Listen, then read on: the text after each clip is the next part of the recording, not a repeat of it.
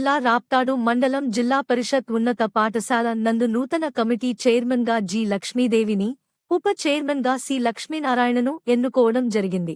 ఈ కార్యక్రమాన్ని ప్రధానోపాధ్యాయులు సాంబశివరావు ఆదేశాల మేరకు పాఠశాలలోని విద్యార్థులు వారి తల్లిదండ్రుల సమక్షంలో కమిటీ సభ్యులతో ప్రమాణ స్వీకారం చేయించారు.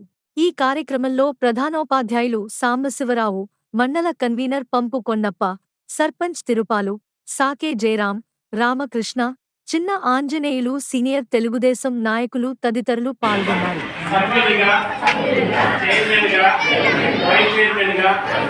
పాఠశాల అభివృద్ధికి అనగా నమోదు పెంపొందించడంలో, గుణాత్మక విద్యను అందించడంలో, పిల్లల రోజువారీ హాజరు పెంపొందించడంలో, బాలికా విద్యను అభివృద్ధి పరచడంలో, రాపోర్ట్లను లేకుండా చేయడంలో ప్రభుత్వం సూచించిన విధంగా